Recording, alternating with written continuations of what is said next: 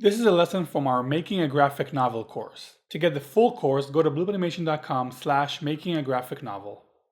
So now we're ready to talk about inking, starting with traditional inking. I wanted to start by going over some of the various inking tools you might use. There's no one perfect solution, so if you're going down the traditional inking road, you'll want to experiment and find the tools that you're most comfortable with and that give you the results you want. To start with, let's talk about pens. These are probably the easiest point of entry for inking.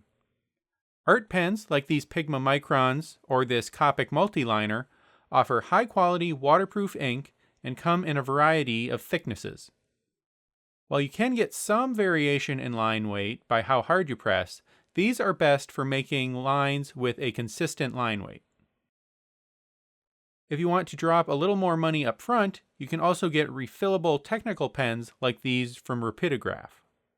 For achieving more brush-like strokes, you can also get markers with felt tips like these from Faber-Castell or this one from Tombow.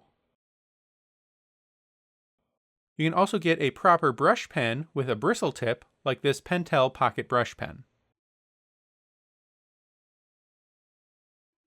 The upsides of pens is that they're very convenient and easy to use with no setup or cleanup, and they're portable so you can work wherever you want.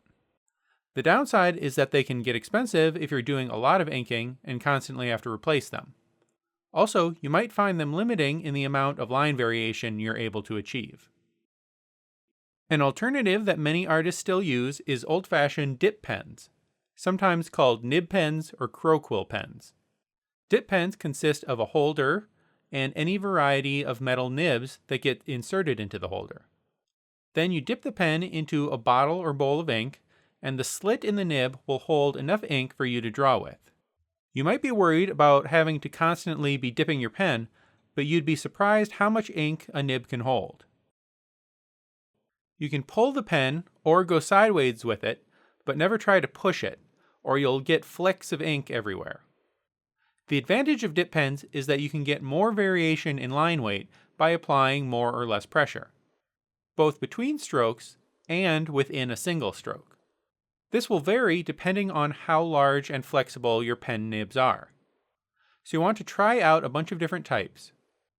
You can get sets of nibs like this one from Speedball, which is the big North American brand, or you can order variety packs from a number of Japanese brands as well. Some nibs are meant for drawing, while others are meant for calligraphy or lettering. The upside of using a dip pen is the variation in line weight, and if you're doing a lot of inking, it's more cost-effective than pens. A bottle of ink will cost much less than the equivalent amount of ink in pens.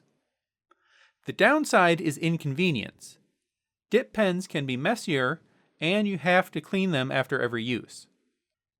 Also, nibs can bend or break if you push too hard on them, so you'll want to have spares around.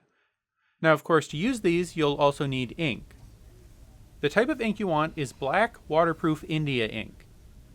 You want ink that goes on thick and black and takes a little while to dry. But because it's waterproof, you'll be able to do ink washes or watercolor or use white correction fluid over top of it without worrying about it running. Speaking of correction fluid, you'll want to make sure you get proper drawing correction fluid. Don't try to use office whiteout. It dries with a rough texture that you can't really draw over. You can also use an opaque white paint like gouache for doing corrections. The other inking tool you might want to use is a brush. A paintbrush can let you make thicker lines with even more variation than a pen. And a brush lets you easily fill in large areas of black. You want to use round watercolor brushes, on the smaller side, usually 2 through 5. The most commonly recommended brand I found is the Winsor Newton Series 7 Kolinsky Sable brushes. Now, of course, brushes have the same problem with inconvenience and cleanup as pens, but they let you achieve a variety of strokes unlike anything else. This course is truly a one-stop shop for learning everything you need to get started making your own graphic novel. So what are you waiting for?